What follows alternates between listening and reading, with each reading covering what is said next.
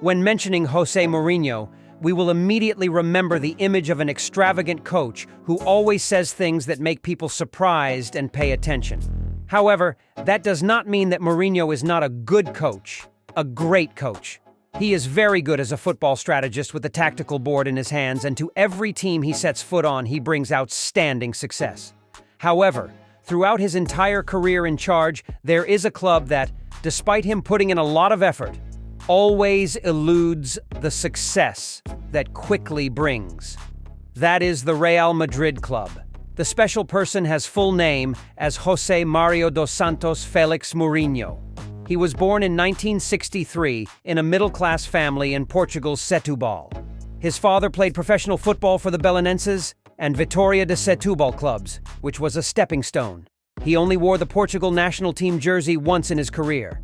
His mother was a primary school teacher who came from a well-off family. Her uncle funded the construction of the Vitória de Setúbal football stadium. However, the fall of the Antonio de Oliveira Salazar regime of Estado Novo in April 1974 led to her family losing everything except a property in the Palmela region. Jose Mourinho was a sociable and competitive child, and his mother encouraged him to succeed through his own efforts. Football was an important thing in his life, and his father used to be very impressed with his knowledge of football. Associated with his football career in Porto and Lisbon, Felix often had to be away from his son. However, Mourinho tried to make time with his father, and as soon as he was a teenager, he traveled by any means possible to watch football matches on weekends. At this time, his father turned to coaching, and Jose Mourinho became a trainee football observer, observing training sessions and scouting rival teams. Mourinho wanted to follow in his father's footsteps by becoming a football player, and he joined the youth team of Belenenses club. Graduating with honors, he played in Rio Ave, Belenenses, and Sesimbra.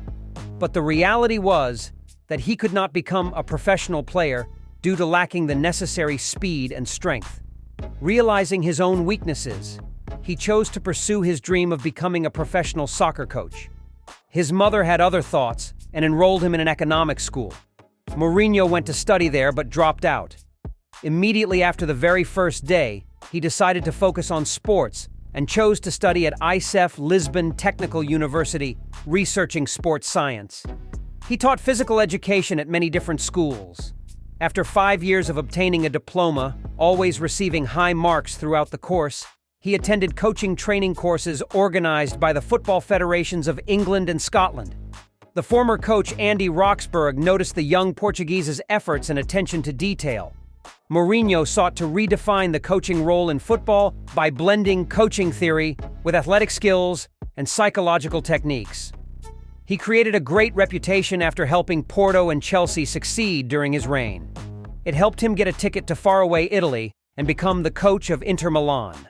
The 2009-2010 season is considered the most successful season for the Special One, as he had a great contribution to helping Inter Milan win an impressive treble, including the Italian National Cup, Serie A, and the Champions League. Thinking that the Portuguese coach would continue with the Italian representative, he suddenly said goodbye after the season ended. On May 31, 2010, Real Madrid held a press conference to announce the coach Mourinho as the person who would lead the team under a 4-year contract. The Spanish royal team had to pay Inter Milan €8 million to compensate for the contract. Sharing the moment he was appointed to lead Real Madrid, Mourinho said, "I think 4 years is long enough for me to build a strong team and win some titles. I have confidence in the players, and I hope they can also believe in me." Mourinho comes to Real Madrid with so much hope and expectation from its fans. Almost everyone believes that Coach Mourinho will soon have success at Real Madrid because this team is already a very strong team of talented players, the brightest stars in the football sky. However, the Portuguese tactician supposed that he still has a lot of work to do to turn Real Madrid into a winning machine. He humbly said that everyone is talking about victories and titles, but that will not become a reality if we do not work seriously. I am making plans for Real Madrid in the near future to ensure that we have the best preparation before entering the new football season. There is still a lot of work here to do, and remember that Real Madrid had been empty-handed for the entire season. Jose Mourinho also officially appointed former Real midfielder Aitor Carranca to the coaching staff of the club Blancos for next season. Carranca is Jose Mourinho's fourth assistant coach after Rui Faria, Silvino Loro, and Jose Morais. And like these individuals, Carranca's contract with Real Madrid will be for 4 years, with specific salary details yet to be disclosed. Nevertheless, returning to Real and working alongside the special one is perhaps a great honor for Carranca. Even after signing a contract with Real Madrid, Coach Jose Mourinho said he would continue to buy players with the goal of serving the development of the team. In previous seasons, Real Madrid is one of the teams where the coach's role is often not highly appreciated in player transactions. The majority of player transactions are directed by the directors, like President Perez, such as the signings of Figo and Zidane.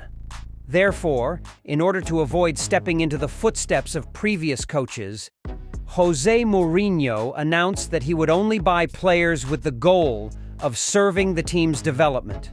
For the Real Madrid club at that time, although they did not buy massively, they welcomed 3 extremely high-quality rookies, Di Maria, Pedro Leon, and Canales, to join the Galacticos Galaxy.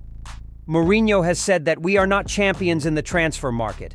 We will not sign contracts with the most expensive players in the world or the best in the world. We want players with high potential but at an affordable price. We want to invest in the future of the team.